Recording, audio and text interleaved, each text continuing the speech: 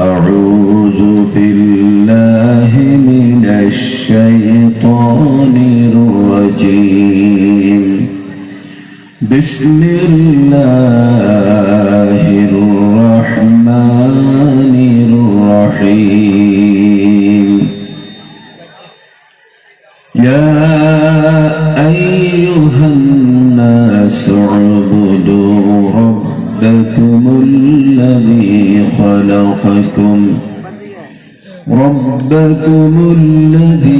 خلقكم والذين من قبلكم لعلكم تتقون.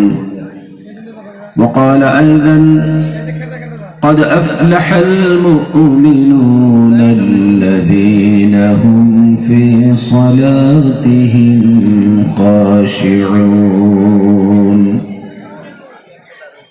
صدق الله المولى العظيم وصدق رسوله النبي الكريم ونحن على ذلك من الشاهدين والشاكرين والحمد لله رب العالمين. وقال النبي صلى الله عليه وسلم طلب كسب الحلال فريضة بعد الفريضة. وقال صلى الله عليه وسلم تركت فيكم أمرين لن تضلوا بعد ما تمسكتم بهما كتاب الله وسنة رسوله. وقال صلى الله عليه وسلم من صلى صلاتنا واستقبل قبلتنا وأكل ذبيحتنا فذلك المسلم الذي ذمة الله وذمة رسوله إلى آخر الحديث. وقال الله تعالى في شان حبيبه بسم الله الرحمن الرحيم إن الله وملائكته يصلون على النبي يا أيها الذين آمنوا صلوا عليه وسلموا تسليما.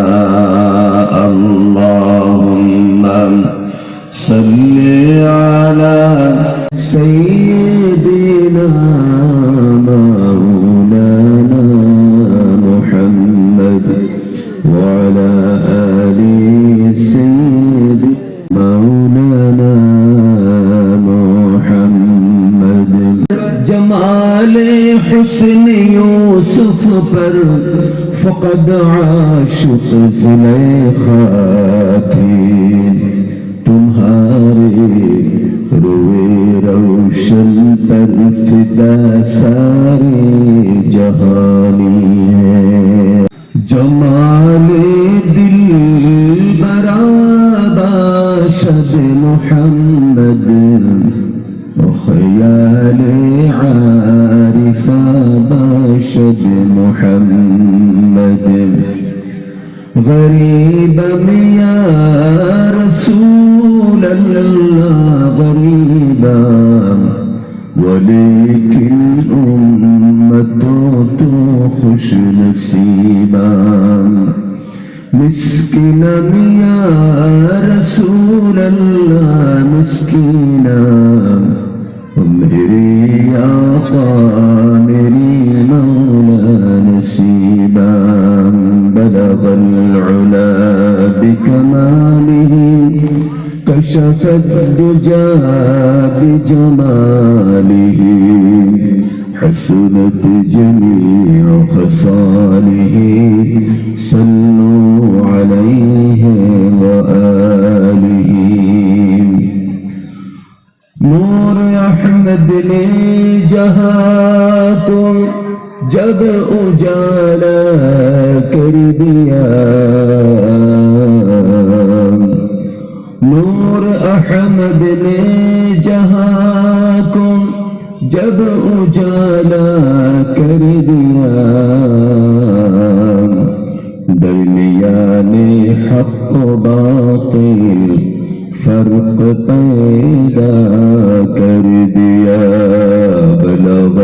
العلا بكماله كشف الدجى بجماله حسنت جميع خصاله صلوا عليه وآله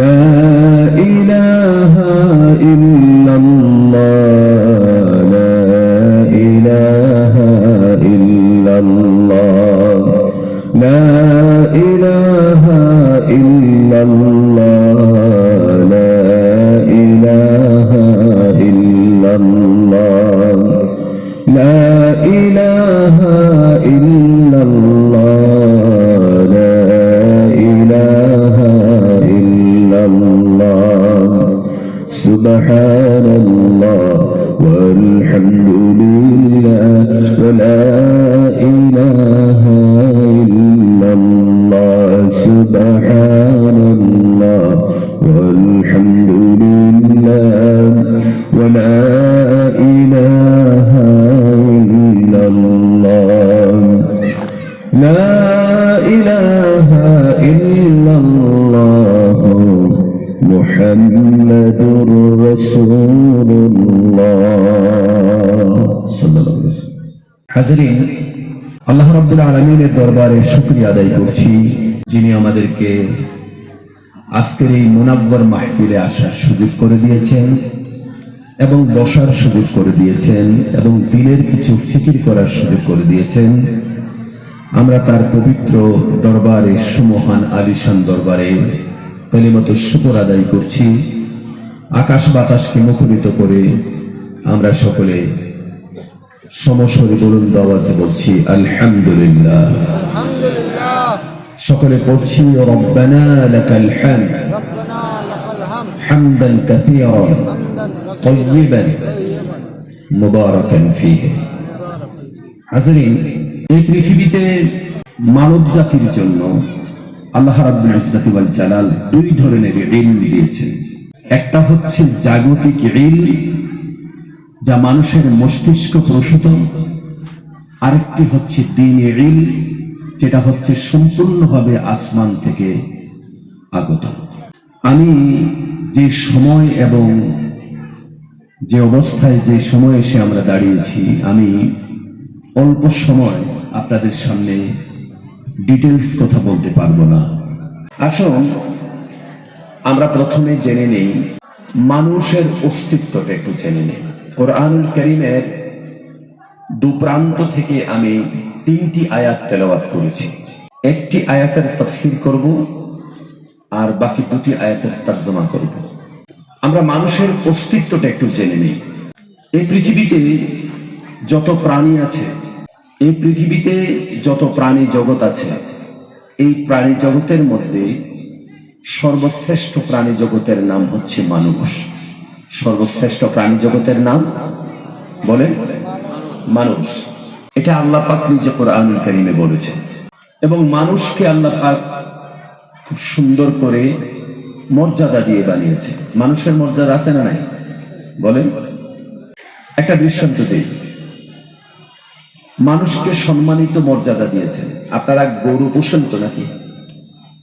গরু পোষেন? গরু আছে তো? গরু আছে, মহিষ আছে, ঘোড়া আছে। একটা মহিষ দিয়ে, মহিষের গাড়ি আছে না আপনাদের এখানে? মহিষ দিয়ে হাল চাষ করেন না? একটা গরু মহিষ দিয়ে আপনি হাল চাষ করলেন, এত শক্ত জমিনকে আপনি কর্ষণ করে চাষ করে শক্ত জমিনকে আপনি গরু দিয়ে এটাকে নরম করেছেন, চাষের উপযুক্ত করেছেন। হাড় কাঁপানো ঠান্ডা আর প্রচন্ড গরম, এই প্রচন্ড গরম আর হাড় কাঁপানো ঠান্ডায় আপনি তাকে রেহাই দেননি। জমিন কর্ষণ করেছেন, তাতে ধান হয়েছে। এই ধানের মধ্যে চাল হয়েছে, চালটা আপনি খাচ্ছেন, গরুর নসিবে তার খড়কুটা ছাড়া অন্য কিছু জোটে না, ঠিক না? মহিষে গাড়ি টানে, এত কষ্ট করে গাড়ি টেনে আপনি কামাই করেছেন, পয়সা আপনি খাচ্ছেন, এই প্রাণীটার নসিবে খড়কুটা ছাড়া কিছু জোটে না। আল্লাহ পাক এই হালাল, এই কামাইটা আপনার জন্য হালাল করেছেন, কারণ মানুষকে আল্লাহ পাক কি করেছেন? সম্মানিত করেছেন, শ্রেষ্ঠ জীব। আমরা মানুষ, এটা হচ্ছে আমাদের ফার্স্ট আইডেন্টিটি। এটি হচ্ছে আমাদের প্রথম পরিচয়। আমাদের প্রথম পরিচয় কি বলেন? আমরা সকলে যদি বলেন, নিজেকে মানুষ বলতে আমরা কি লজ্জাবোধ করছি নাকি ভয় করছে? আমাদের প্রথম পরিচয় আমরা কি বলেন? আমরা মানুষ। এই পৃথিবীতে দুইটা প্রাণী আছে, একটা প্রাণী দৃশ্যমান, আরেকটি প্রাণী হচ্ছে অদৃশ্যমান। দৃশ্যমান হচ্ছে মানুষ আর অদৃশ্যমান হচ্ছে জিন। এই দুইটা প্রাণীর ব্যাপারে আল্লাহ পাক আসমান থেকে ফরমান জারি করেছেন। আল্লাহ রাব্বুল আলামিন বলেছেন, মা খালাকাতুল জিন্না ওয়াল ইনসা ইল্লা লিয়াবুদুন। মা খালাকাতুল জিন্না ওয়াল ইনস, আল্লাহ বলেছেন আমি সৃষ্টি করি নাই মানুষ আর জিনকে অন্য কোনো কারণে, বরং আমি মানুষ আর জিনকে সৃষ্টি করেছি কেবলমাত্র শুধুমাত্র আমার ইবাদতের জন্য। কোন সুবহানাল্লাহ। মানুষ নামক এই প্রাণীটাকে ইবাদতের জন্য বানিয়েছেন। সম্মানিত হাজিরিন, খুব গভীর মনোযোগ। মানুষ নামক প্রাণীটাকে ইবাদতের জন্য বানিয়েছেন। আমরা সচরাচর অনেক প্রাণী দেখি, আমরা শিয়াল দেখি, কুকুর দেখি, গরু দেখি, ছাগল দেখি, বাঘ দেখি, এটা দেখি, সেটা দেখি। যত প্রাণী জগৎ রয়েছে একটাকেও আল্লাহ পাক ইবাদতের জন্য সিলেকশন করেন নাই, করেছেন শুধুমাত্র মানুষকে। তার কারণ কি? বন্ধুরা আমার, একটা ছোট্ট দৃষ্টান্ত দিচ্ছি। ধরে নিন আপনার গ্রামের একটা কুকুরকে সম্পূর্ণভাবে আপনি এমন একটা জায়গায় রেখে দিলেন যে পৃথিবীর কোনো কুকুরের সাথে কোনোদিন তার দেখা হয়নি। আর আরেকটা মানুষকে আপনি সম্পূর্ণভাবে আলাদা করে দিন, যে কোনো মানুষের সাথে কোনো রকমের কথা হয়নি, দেখা হয়নি, তার সাথে কোনো মুআশারাত মুআমালাত হয়নি। যখন এই কুকুরটাকে আপনি ছেড়ে দিলেন, অন্য কুকুরের সাথে এই কুকুরের ভাষাগত, ভাবগত, সংস্কৃতিগত কোনো পার্থক্য থাকবে? কথা বলেন, থাকবে না। সে কোনো কুকুরের সাথে জীবনে মিলিত হয়নি। তাকে ছেড়ে দেওয়ার পর অন্য কুকুরের মতো সে তার ঘেউ ঘেউ করবে। একটা কুকুরের যেই প্রাণী জগতের সংস্কৃতি বা কালচার রয়েছে, এটা একা একাই কোনো কুকুরের সংস্রব ছাড়াই সে কালচার সে অটোমেটিক শিখে যাবে। ঠিক না বলেন? যদি বলেন। কিন্তু যে মানুষটাকে আপনি সম্পূর্ণ আলাদা করে রেখেছেন, কোনো মানুষের সাথে সে কোনোদিন যোগাযোগ হয়নি, কোনো মানুষের সাথে দেখা হয়নি, এখন সে কি কোনো ভাষা শিখবে? বলেন, জোরে বলেন। কোনো ভাষা সে শিখবে না, সে কোনো ভাষায় কথা বলতে পারবে না। তাহলে আমরা প্রথমত একটা কথা বুঝে নিচ্ছি যে মানুষ নামক প্রাণীটা একমাত্র মানুষ ছাড়া পৃথিবীতে যত প্রাণী জগৎ রয়েছে প্রত্যেকেই আল্লাহ রাব্বুল আলামিন জন্মসূত্রে তার মধ্যে জ্ঞান দিয়েছে। কারো কাছ থেকে শিখতে হয় না। বাবুই পাখি দেখেছেন? ওই যে তাল গাছের মধ্যে খুব ভালো করে বাসা বানায়, বা নারিকেল গাছে বাসা বানায়, দেখেছেন? বাবুই পাখি যে বাসাটা বানায়, এই বাসাটা কি আপনি বানাতে পারবেন? পারবেন না। আচ্ছা, বাবুই পাখি এই যে বাসাটা বানায়, এই বাসা বানানোর জন্য কয়জন ইঞ্জিনিয়ারের কাছে সে শিক্ষা গ্রহণ করেছে? কারোর কাছ থেকে তার টিচিং নিতে হয়েছে? কথা বলেন। আমাদের মধ্যে প্রফেশনালি কেউ ডাক্তার আছেন, কেউ ইঞ্জিনিয়ার আছেন, কেউ কর্মকার আছেন, কেউ সুতুর মিস্ত্রি আছেন, কার্পেন্টার আছেন। এই কাজগুলি যারা করেন তারা কারো কাছ থেকে টিচিং নিতে হয়েছে, শিক্ষা নিতে হয়েছে। আপনি যদি শিক্ষা না নেন, আপনি কি কার্পেন্টারের কাজ করতে পারবেন? আপনি রাজমিস্ত্রির কাজ করতে পারবেন না। অবশ্যই আপনাকে শিক্ষা নিতে হবে। তাহলে বাবুই পাখি কারো কাছ থেকে শিক্ষা না নিয়ে সেই যে বাসাটা তৈরি করেছেন, সমস্ত বাবুই পাখির বাসা একরকম, এই যে সেই কাজটা করেছে, তার মানে হচ্ছে পৃথিবীর সমস্ত প্রাণীকে আল্লাহ পাক জন্মসূত্রে জ্ঞান দিয়েছে। বুঝতে পেরেছেন? একটা হাঁসকে একবারে আপনার একটা ছোট হাঁসের বাচ্চা ধরেন, ডিম থেকে ফুটেছে, আকাশের উপর দিয়ে একটা যখন ঈগল পাখি উড়ে যায়, তখন এই হাঁসের বাচ্চাটা ঈগল পাখিকে দেখেই চিনে যে এটা আমার বন্ধু নয়, বরং বলে শত্রু। সে পালিয়ে কোথাও না কোথায় লুকিয়ে যায়। এবার হাঁসের বাচ্চা বলেন, মুরগির বাচ্চা বলেন, অথচ আপনার বাড়িতে বিশাল আকারের একটা মহিষ আছে, গরু আছে, ছাগল আছে, এটাকে কিন্তু আপনার এই হাঁসের বাচ্চা ভয় পায় না। কিন্তু বাড়িতে ছোট্ট একটা বিড়াল ছানা আছে, একটা বিড়াল আছে, ছোট একটা প্রাণী বিড়াল আছে, বিড়ালটাকে দেখে কিন্তু আপনার এই হাঁসের বাচ্চাটা, মুরগির বাচ্চাটা পালিয়ে যায়, লুকিয়ে যায়, কিন্তু বিশাল আকার একটা মহিষকে ভয় পায় না। কথা বলেন? তাহলে এই চিলের সাথে জীবনের প্রথম দেখা হলো, সে বুঝে গেল এটা আমার শত্রু। বিড়ালকে দেখে সে বুঝে গেল এটা আমার শত্রু। গরুকে দেখে তার শত্রু মনে হলো না। তার ভিতরের এই ইলম কে দিয়েছে? বলে ইলম কে দিয়েছে? আল্লাহ দিয়েছে।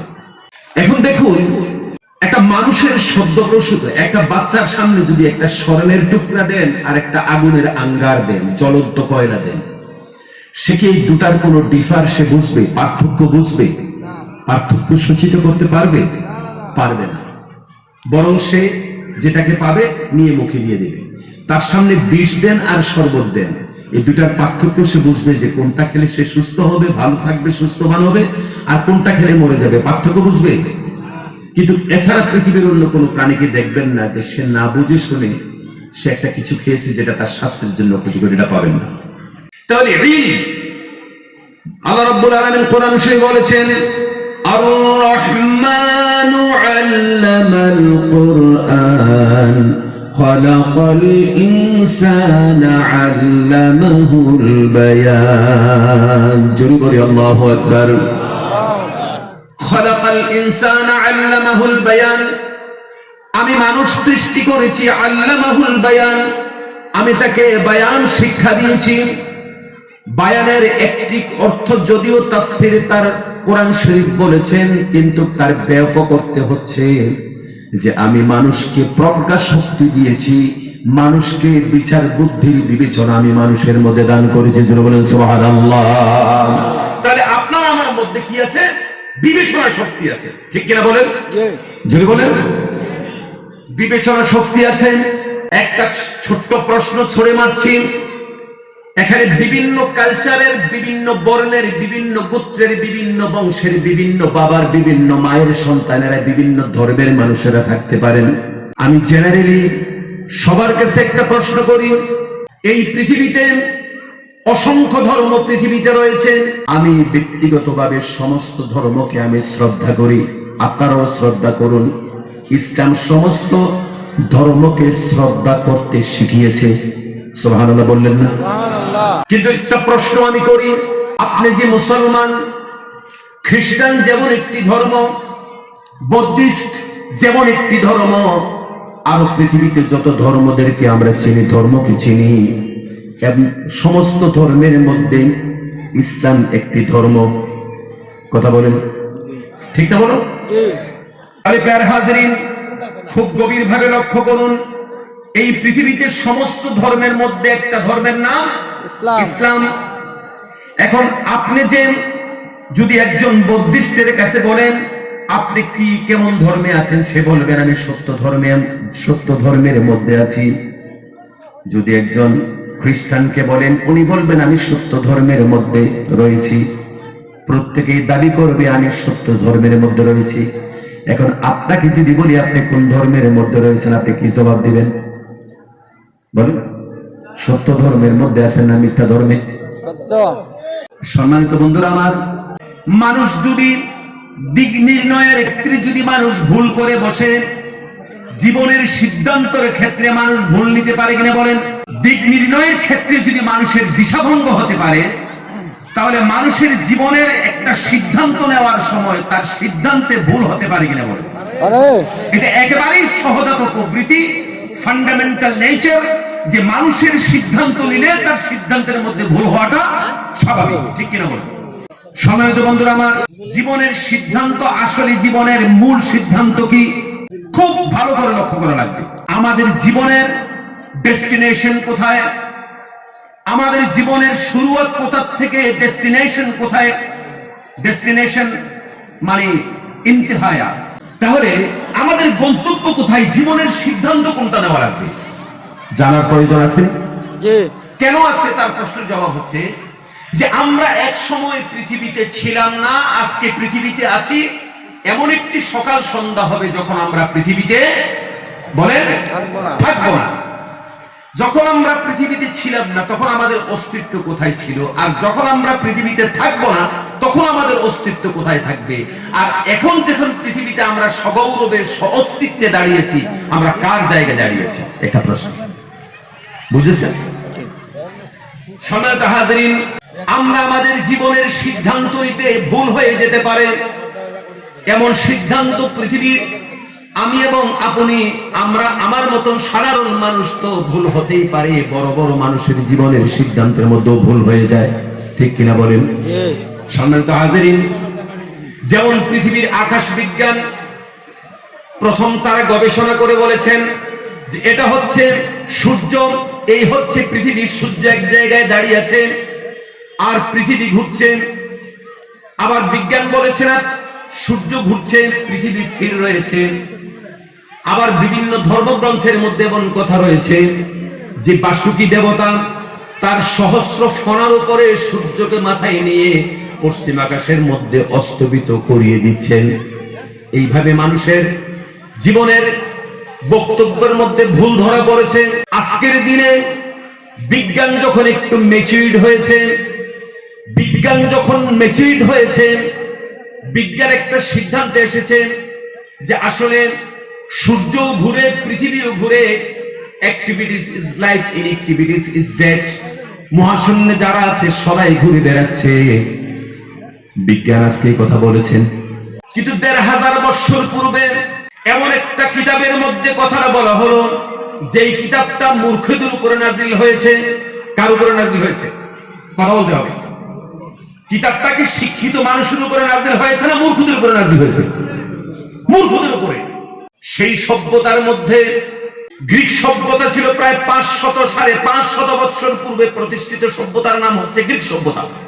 যারা এখানে জেনারেল এডুকেটেড রয়েছেন, ৫৫০ বছর পূর্বের ৫৭০ খ্রিস্টাব্দের প্রায় পূর্বে ৫৭০ খ্রিস্টাব্দে হুজুর সাল্লাল্লাহু জন্ম, ৬১০ খ্রিস্টাব্দে নবুয়ত, তার ৫৫০ বছর পূর্বে আপনার গ্রিক সভ্যতা স্থাপিত, গ্রিকরা সভ্যতা পেয়েছে। তার মানে হচ্ছে ভূমধ্য সাগরে আশপাশে যতগুলি দেশ রয়েছে, পশ্চিমে রয়েছে স্পেন আর পূর্বে রয়েছে কোনটা? তুর্কিস্তান। পশ্চিমে একদম সবচেয়ে পশ্চিমের দেশ হচ্ছে স্পেন আর পূর্বে হচ্ছে তুর্কিস্তান। এই যে বসফরাস যে খালগুলি রয়েছে এগুলি পূর্বে। তার দক্ষিণে রয়েছে, উত্তরে রয়েছে ইতালি থেকে, ইতালি, বেলজিয়াম, এই সমস্ত দেশগুলি রয়েছে। উত্তরে রয়েছে আপনার মরক্কোর আরব, এই সমস্ত দেশগুলি রয়েছে। এই ভূমধ্য সাগরে আশপাশে ছিল তখন শিক্ষিত মানুষগুলি। কোরআন শরীফ নাজিল হলে শিক্ষিত মানুষের উপরে নাজিল হওয়া দরকার ছিল, কিন্তু আল্লাহ পাক নাজিল করেছে মূর্খদের উপরে, ঠিক কিনা? মূর্খদের উপর নাজিল আল্লাহ পাক কেন করলেন? এই মূর্খদের কাছে নাজিল হয়েছে কোরআন এজন্য যাতে করে তারা ভুল না ধরতে পারে। কারণটা কি এটা? না। আরে ভাইয়েরা আমার, কোরআন নাজিল হয়েছে ১৫০০ বছর পূর্বে। মনে রাখবেন, আমি বিজ্ঞানের কথা বলছিলাম। ১৫০০ বছর পূর্বে কোরআন নাজিল হয়েছে, আর তার মধ্যে অনেকটি চ্যালেঞ্জ আল্লাহ পাক দিয়েছেন। অল্প সময়ে চ্যালেঞ্জগুলি তুলে ধরা সম্ভব নয়, বরং আল্লাহ রাব্বুল আলামিন অনেকগুলি চ্যালেঞ্জ করেছেন। যেমন সূরা বাকারার মধ্যে আল্লাহ পাক বলেছেন, ইন কুনতুম ফি রাইবিম মিম্মা নাযালনা আলা আবদিনা ফাআতু বিসূরাতিন মিন মিথলি। ইন কুনতুম ফি রাইবিম মিম্মা নাযালনা আলা আবদিনা, আমার বান্দার উপরে, আমার গোলাম মুহাম্মদ সাল্লাল্লাহু আলাইহি ওয়াসাল্লামের উপরে আমি যে কোরআন নাযিল করেছি, তোমরা যদি তাতে কোন রকমের সন্দেহ বোধ করো তাহলে ফাআতু বিসূরা, ছোট্ট একটি তোমরা সূরা বানায় আনো। ১৫০০ বছর পরে, ১৫০০ বছর থেকে আজ পর্যন্ত বিজ্ঞানের এত উৎকর্ষতা হয়েছে, সাহিত্যের মান তত বেড়েছে, প্রযুক্তিগত পৃথিবীতে অ্যাডভান্স হয়ে গিয়েছে। ১৫০০ বছর পর্যন্ত আল্লাহ পাকের এই কালামের চ্যালেঞ্জ করা পৃথিবীর কোনো মানুষের পক্ষে সম্ভব হয় নাই। জোরে বলেন সুবহানাল্লাহ। এরপর আল্লাহ পাক বলেছেন, তোমরা মানুষ, তোমাদের পক্ষে সম্ভব নাই। তোমাদের মতো আরেকটা জগৎ আছে, প্রাণী আছে, সেটার নাম কি? জিন। যদি প্রয়োজন হয় জিনদেরকেও সাথে নাও। আল্লাহ বলেছেন সম্ভব নয়।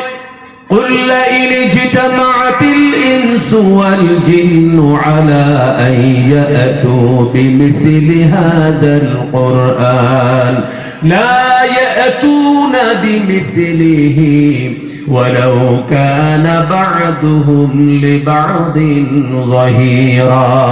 জোরে বলি আল্লাহু আকবার। আল্লাহু আকবার। কুল লা ইন ইজতামাআতিল ইনসু ওয়াল জিন, হে রাসূল আপনি বলে দিন সারা পৃথিবীর সমস্ত জিন জাতি আর মানব জাতি তারা যেন পরস্পরকে যদি সহযোগিতার হাত যদি বাড়িয়ে দেয়, সহযোগিতা আনয়ন করে কিয়ামত পর্যন্ত তারা যদি চেষ্টা করে, ওয়ালাউ কানা বা'দুহুম লিবা'দিন যাহিরা। জোরে বলেন আল্লাহু আকবার। ওয়ালাউ কানা বা'দুহুম লিবা'দিন যাহিরা, কিয়ামত পর্যন্ত এই প্রচেষ্টা চলবে।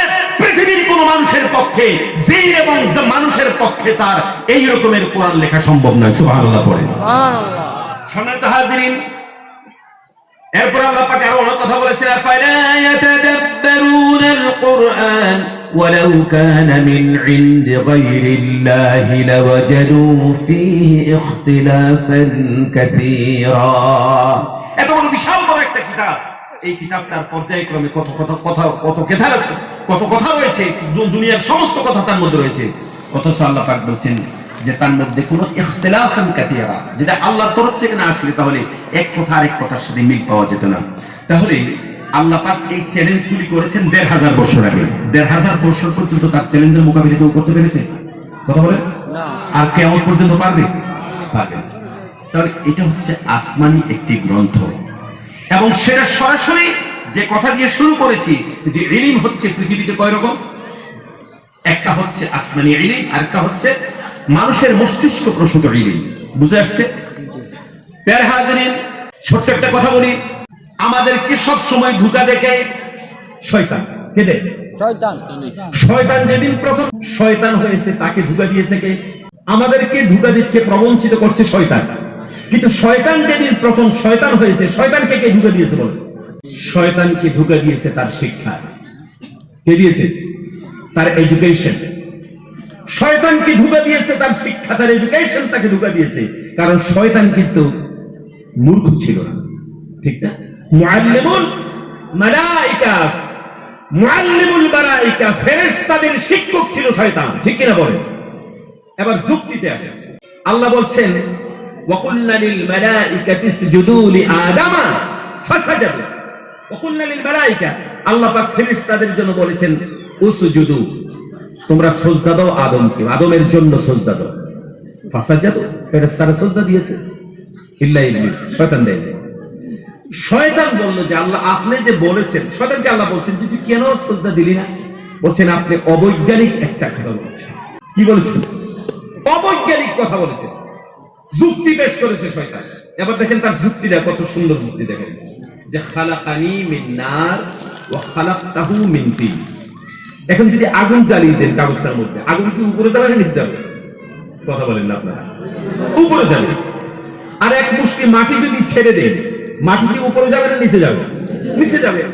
তো শয়তান আল্লাহর কাছে অবৈজ্ঞানিক কথার বৈজ্ঞানিক যুক্তি দিচ্ছে যে আগুন যেহেতু উপরে যায়, আমার খাসলত হলো উপরে যাওয়া, মাটির খাসলত নিচে যাওয়া, সুতরাং আদম নিচের জাত নিচে থাকবে, আমি উপরে জাত উপর থাকবো, আনা খায়রুম মিনহু, আমি আদম থেকে, সুতরাং আদমকে সিজদা দেওয়াটা অবৈজ্ঞানিক। আর আপনি অবৈজ্ঞানিক কথা বলেছেন, সেই জন্য আপনার কথা আমি মানতে পারলাম না। জোরে বলেন নাউযুবিল্লাহ।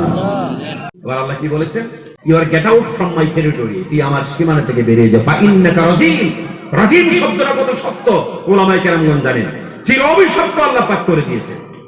তাহলে হাজিরিন, কথা বুঝতেছেন আপনারা? কথা বুঝতেছেন? আমি কোরআনুল কারীমের সূরা বাকারার 21 নম্বর আয়াতের তাফসীরটা আপনাদেরকে নিয়ে আসছি। আপনাদের প্রথমে মনোবৃত্তি তৈরি করছি আমি।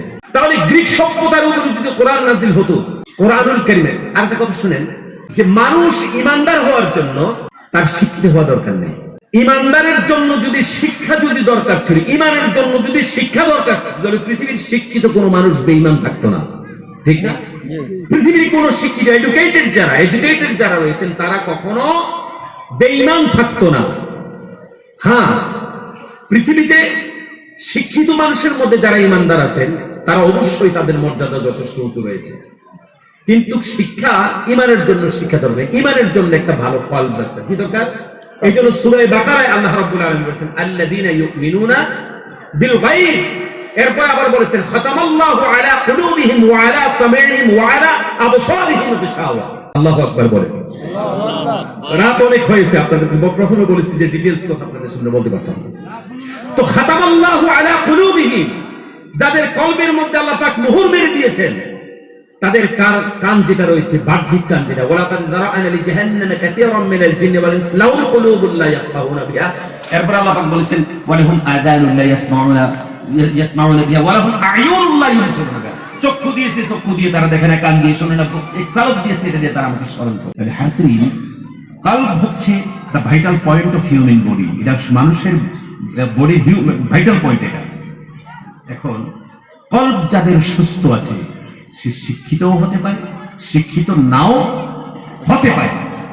সেজন্য আরব মরুভূমিতে একেবারেই মাত্র 18 জন মানুষ তার নাম ঠিকানা লিখতে পারে, এইরকম একটা পরিবেশে কোরআন নাযিল হয়েছে। আর এই ইগনোরেন্স পিরিয়ড বা জাহিলিয়াতের মধ্যে কোরআন যখন নাযিল হয়েছে, হুজুর পাক সাল্লাল্লাহু আলাইহি ওয়াসাল্লাম তার নবুয়তের জীবনের পূর্বে 23 বছর, পরে 23 বছর নবুয়ত হাসিল করার পরবর্তী 23 বছরে এমন একটা সোসাইটি গঠন করেছেন। নবুয়তের পূর্বের 23 বছর 17 থেকে 40, কত বছর হয়েছে? 17 থেকে 40, 23 হয় না? 17 বছর বয়সে হিলফুল ফুজুল সংগঠন করেছেন। এই 23 বছরে সামাজিক রিভলিউশন তৈরি হয়নি, একটা সমাজের সুন্দর একটা কমিউনিটি তৈরি করেছেন, কিন্তু সমাজের জন্য যথেষ্ট হয় নাই। কিন্তু পরবর্তী 23 বছর যখন কোরআন নাযিল হয়েছেন, কোরআন নাযিলের মাধ্যমে এমন একটা সমাজ তৈরি হলো, এমন একটা সোসাইটি তৈরি হয়েছে, এমন একটা এনভায়রনমেন্ট তৈরি হয়েছে, এমন একটি সার্কামস্টেন্স তৈরি হয়েছে, এমন একটি সমাজ ব্যবস্থা তৈরি হয়েছে। নবী করিম সাল্লাল্লাহু আলাইহি সাল্লাম জীবনের শেষ প্রান্তে এসে বলেছেন খায়রুল কুরুনি কারনি, আমার যুগ হচ্ছে পৃথিবীতে সর্বশ্রেষ্ঠ যুগ। জোরে বলেন সুবহানাল্লাহ, ভালো করে বলেন সুবহানাল্লাহ। ওয়াজ হাজিরিন, যে কথা বলতেছিলাম, মানুষের যে মস্তিষ্ক প্রসূত জ্ঞান, তার মধ্যে ভুল থাকতে পারে। এই পৃথিবীতে মানুষের মস্তিষ্ক প্রসূত জ্ঞানে ভুল আছে, যার ফলে বিজ্ঞানীরা বলেছেন সূর্য কোথাও স্থির, কোথাও ঘুরছে। কিন্তু আসমানি ইলমের মধ্যে ভুল আসেনি, বলেন জোরে বলেন। আসমানি ইলমে আল্লাহ পাক 1500 বছর পূর্বে যেখানে মাত্র 18 জন মানুষ নাম সই করতে পারতেন, ওই সমাজের মধ্যে কোরআন নাযিল করেছেন 1500 বছর পরে। বিজ্ঞানের ল্যাবরেটরিতে কোরআন প্রমাণিত হয়েছে, এটা আসমানি গ্রন্থ। প্রিয় হাজরিন, কোরআনুল কারীম বলেছেন ওয়া কুল্লুন ফি ফালাকিন ইয়াসবাহুন। এই মহাশূন্যে আমরাও রয়েছি, আমরাও মহাশূন্যে রয়েছি। আমরা পৃথিবী থেকে খালি চোখে প্রায় 60 লক্ষ তারকা আসমানে আমরা দেখতে পাই। সূর্যের মতন অনেক নক্ষত্র রয়েছে, চাঁদের মতন অনেক উপগ্রহ রয়েছে, পৃথিবীর মতন অনেক গ্রহ আসমানের মধ্যে রয়েছে, অসংখ্য গ্রহ রয়েছে আমাদের গ্যালাক্সির মধ্যে। সমস্ত গ্যালাক্সি বলেন আর সমস্ত গ্রহ নক্ষত্র বলেন, সবাই একটা কক্ষপথের মধ্যে ঘুরে বেড়াচ্ছে, সবাই ঘুরছে, সুবহানাল্লাহ পড়ে। এটা কিন্তু এটা পৃথিবীর বিজ্ঞানীরা আজকে বলছেন। আর কোরআনুল কারীম কোন বিজ্ঞানের গ্রন্থ নয়, কিন্তু কোরআনুল কারীম যেহেতু আসমানি গ্রন্থ, ওই তারকার স্রষ্টা যিনি, পৃথিবীর স্রষ্টা যিনি, ইথারের স্রষ্টা যিনি, অক্সিজেনের স্রষ্টা যিনি, তারপরে চাঁদের স্রষ্টা যিনি, তিনি বলেছেন যে ওয়াকুল্লুন ফি ফালাকিন ইয়াসবাহুন, সবাই ঘুরছে, সুবহানাল্লাহ। হ্যাঁ, এবার আসুন যে পিছনে আপনাদেরকে যে প্রশ্নটা ছড়ে মেরেছি, যে সবার সাথে আপনি নিজে, আপনার কাছে কি এভিডেন্স আছে যে আপনি একমাত্র সত্য পথে আছেন, তার একটা জবাব দিয়ে আমি বাকি কথায় যাচ্ছি। প্রথম প্রশ্ন হচ্ছে, এই পৃথিবীতে যত ধর্মগ্রন্থ আছে, এই পৃথিবীতে যত ধর্মগ্রন্থ আছে, একটা ধর্মগ্রন্থের নাম বলেন যেই ধর্মগ্রন্থটা মানুষের লিখা নয়। একটা ধর্মগ্রন্থের নাম বলেন, একমাত্র কোরআন ছাড়া পৃথিবীতে একটা ধর্মগ্রন্থের নাম বলেন যেই ধর্মগ্রন্থটা আসমানি কিতাব, মানুষের লিখা নয়। একটা ধর্মগ্রন্থের নাম বলতে পারবেন? পারবেন। প্রত্যেকটা ধর্মগ্রন্থের রাইটার আছে। মুহাম্মদ সাল্লাল্লাহু আলাইহি ওয়াসাল্লাম কি কোরআন রচনা করেছেন? কথা বলেন। আল্লাহ রাব্বুল ইজ্জাতি ওয়াল জালাল বলেছেন মা ইয়ানতিকু আনিল হাওয়া ইন হুয়া ইল্লা ওয়াহিয়ুন ইউহা। আল্লাহ পাক বলেছেন আমার হাবিব মুহাম্মদুর রাসূলুল্লাহ সাল্লাল্লাহু আলাইহি ওয়াসাল্লাম নিজ থেকে কোনো কথা নিজ থেকে উনি বলেন না, বরং নবীজির জবান থেকে যেই শব্দগুলো উচ্চারণ হয় সবগুলো ওহী। আমি যা বলতে বলি আমার বন্ধু তাই বলেন, জোরে বলেন সুবহানাল্লাহ। আবার পরবর্তীতে আয়াতে আল্লাহ পাক বলেছেন যদি মুহাম্মদ সাল্লাল্লাহু আলাইহি ওয়াসাল্লাম তার নিজের কোনো বুদ্ধিকে, নিজের কোনো জ্ঞানকে, নিজের কোনো ধারণাকে যদি কোরআনের মধ্যে তার জিন্দেগীর মধ্যে যদি প্রবেশ করিয়ে দিতেন, তাহলে আমি আল্লাহ পাক তার ডান হাত চেপে ধরতাম, তার কণ্ঠ নালীকে আমি আল্লাহ রাব্বুল আলামিন কেটে ফেলতাম। জোরে বলেন সুবহানাল্লাহ, জোরে বলেন সুবহানাল্লাহ। এর চাইতে কনক্লুসিভ এভিডেন্স পৃথিবীর কোন ধর্মগ্রন্থের মধ্যে নাই, পৃথিবীর কারোর পক্ষে প্রমাণ করা সম্ভব নয়। যার ফলে আমি আপনার সামনে যে কথা বলেছি এতটা অথেন্টিক কথাগুলি, যে কথার সমমানের কোনো কথা নাই। আমি বলছিলাম জীবনের সিদ্ধান্তের কথা, ভুলে যাননি তো যে আপনার জীবনে কোন সিদ্ধান্ত নেবেন, সিদ্ধান্তে আসেন। এর হাজরিন, আপনার জীবনে আপনার মূল লক্ষ্য কি? আল্লাহ রাব্বুল ইজ্জতি ওয়াল জালাল কুরআনুল কারীমে বলেছেন ইয়া আইয়ুহান নাসু উবুদু রাব্বাকুমুল্লাযী খালাকাকুম ওয়াল্লাযীনা মিন ক্বাবলিকুম লাআল্লাকুম তাত্তাকুন। জোরে বলি আল্লাহু আকবার। এই আয়াতটি হচ্ছে একমাত্র আয়াত, গোটা 30 পারা কোরআন শরীফকে যদি একটা আয়াতই কোনো মানুষ বুঝতে চায়, গোটা 30 পারা কোরআনুল কারীমকে কোন মানুষ যদি একটা আয়াত দিয়ে যদি কোরআন শরীফকে মানুষ বুঝতে চায়, তাহলে এই আয়াতটা দিয়ে গোটা 30 পারা কোরআন শরীফকে বুঝতে পারবে। জোরে বলেন সুবহানাল্লাহ। কোরআনুল কারীমের মধ্যে গোটা 30 পারা কোরআন শরীফকে আল্লাহ রাব্বুল আলামিন একটা সূরার মধ্যে ঢুকিয়ে দিয়েছেন, সেই সূরার নাম হচ্ছে সূরাতুল ফাতিহা।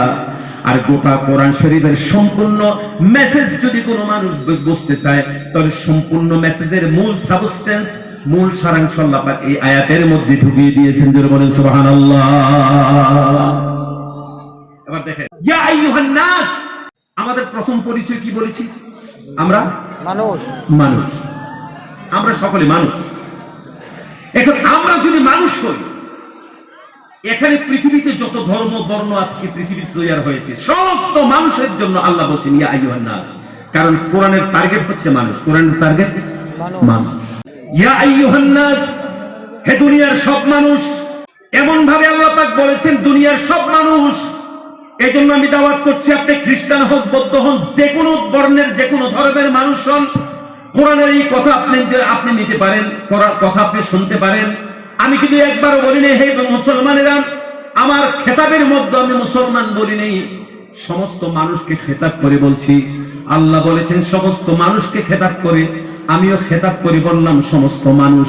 সুবহানাল্লাহ পড়েন, কথা বুঝতে আসছেন? সমস্ত মানুষ।